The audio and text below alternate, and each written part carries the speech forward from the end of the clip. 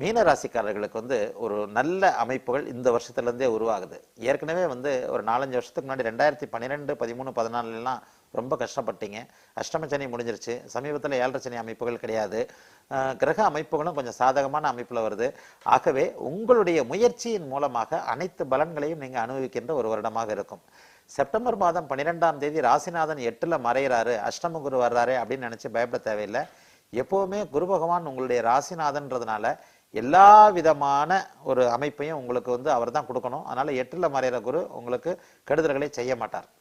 சனிப்பெயர்ச்சி October மாதம் 26ஆம் தேதி தற்போது இருக்கின்ற 9ஆம் இடத்திலிருந்து 10ஆம் இடத்திற்கு மாறுறார்.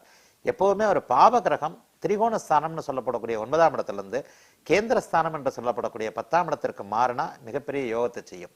இப்ப இருக்கிறது சனிக்கு கெட்ட இடம்.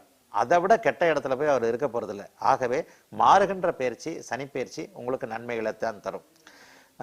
ராகுகேது பயிற்சி எடுத்துக்கிட்டிங்கன்னா ராகு சாதகமான இடமான 6ஆம் இடத்திலிருந்து சாதகமற்ற இடம்னு சொல்லக்கூடக்கூடிய 5ஆம் இடத்திற்கு மாறுகிறார். ஆயினும் அந்த 5ஆம் இடம் அவருக்கு கடகம்ன்றதுனால பிடிச்ச வீடுன்றதுனால பெரிய தொல்லைகள் எதுவும் ராகு கேதுக்களாலே உங்களுக்கு இருக்காது. ஆகவே மாற்றங்களுடன் கூடிய முன்னேற்றங்கள் மீனராசிக்கு இருக்கும் அப்படின்னு நான் சொல்லுவேன். மாற்றங்கள்ன்றது எப்படின்னா உங்களுக்கு அடுத்த நல்லதுகளுக்கு கொண்டு போகக்கூடிய ஒரு அமைப்புகளை தான் கிரகங்கள் தரும்.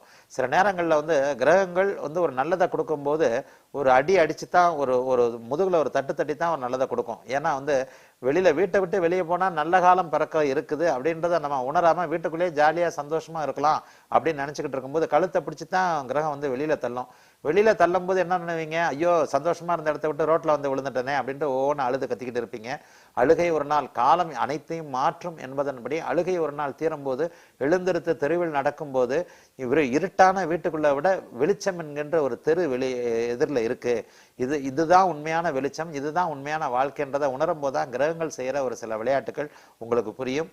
அதன்படி மீன ராசிக்காரர்களுக்கு ஒரு இருளில் இருந்து வெளிச்சத்திற்கு வருகின்ற ஒரு மாற்றங்களை இந்த வருடம் கொடுக்கும். உங்களுக்கும் நான் மற்ற ராசிகளுக்கு சொன்னதை போல ஹே விளம்பி என்றாலே மகிழ்ச்சியை சொல்லுவது என்கின்ற அர்த்தத்தின்படி மாற்றங்கள் இருந்தாலும் சில விதமான தடைகள் தாமதங்கள் மீனராசிக்கு இருந்தாலும் அவைகள் அனைத்துமே அடுத்த ஆண்டு நல்லா நடக்க இருக்கிறதுக்கான ஆரம்பங்களாகத்தான் இருக்குன்றதுனால மீனராசிக்கும் கவலைப்படுவதற்கு எதுவும் இல்லை.